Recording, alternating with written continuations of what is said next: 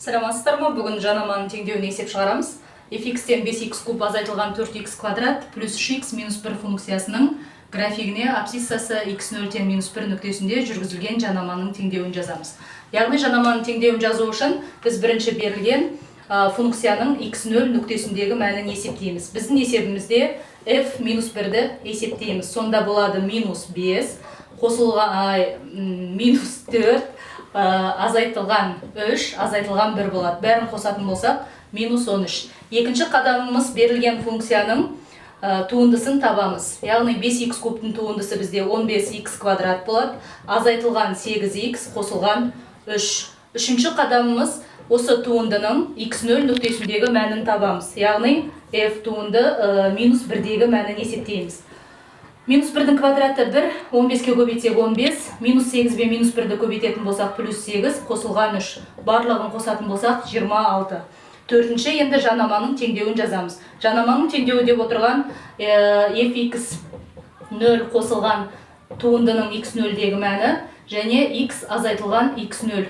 Енді берілген алдыға үш қадамдағы мәліметтерді қолдана отырып, формуланың орнына қоямыз. fx0-іміз бізде минус 13, сондықтан минус 13 қосылған туындыдағы мәніміз біздің 26, x өзі жазылады, ал x0-дің мәні бізде минус 1-ге тең, яғни ол плюс 1 болып айналады.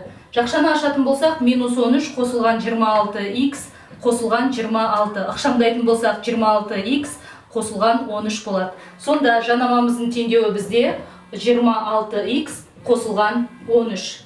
Енді, егерде тестте тапсырма берілетін болса, бізде дұрыс жауабымыз болады 26x қосылған 13, яғни С жауабы дұрыс болар еді.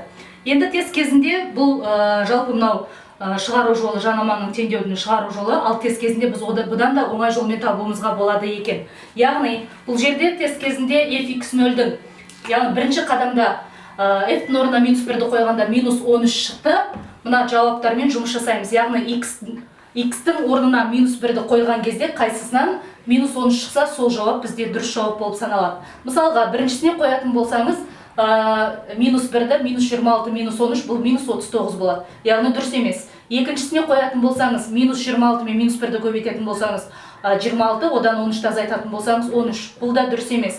Келесісіне қоятын болсаңыз, минус 26 қосылған 13, бұл тең болады екен, минус 13-ке. Яғни, мына ответке дұрыс сәйкес келіп тұр, сонда дұрыс жауабымыз біздің С болып табылады екен.